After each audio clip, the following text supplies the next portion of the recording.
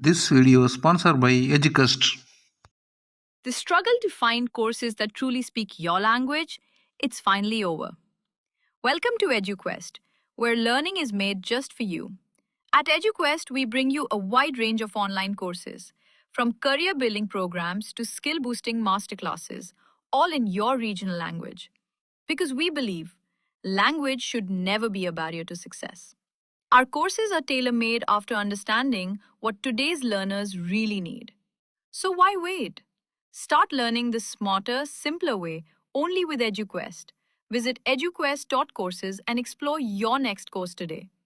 And hey, don't miss out on our exciting offers and promotions.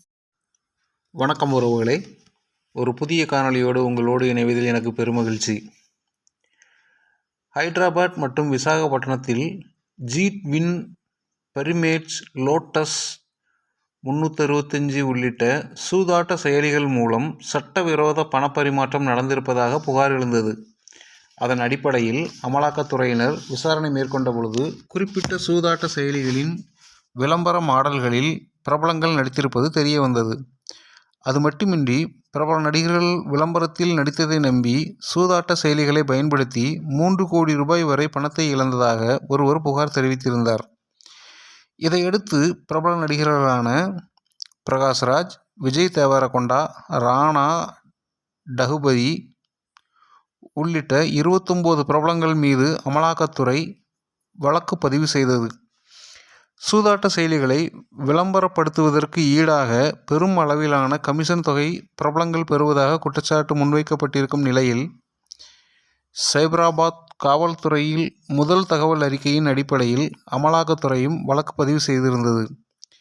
குற்றம் சாட்டப்பட்டுள்ள பிரபலங்கள் வங்கி பரிவர்த்தனைகள், டிஜிட்டல் பரிமாற்றங்கள் குறித்து அமலாக்கத்துறை ஆய்வு செய்து வருகிறது. அதன் அடிப்படையில் அடுத்த கட்ட விசாரணை தொடங்கும் என தெரிகிறது.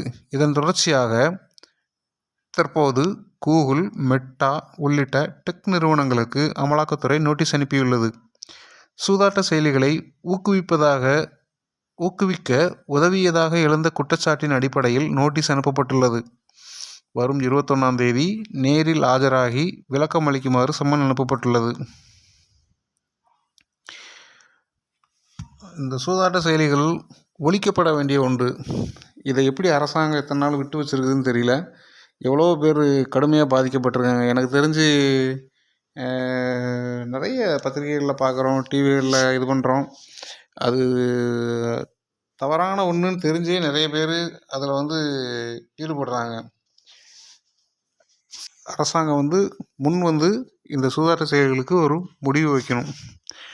நன்றி உறவுகளே. இந்த காணொளியை முழுமையாக கேட்டமைக்கு மீண்டும் ஒரு புதிய காணொளியோடு உங்களோடு விரைவில் இணைகிறேன். நன்றி, வணக்கம்.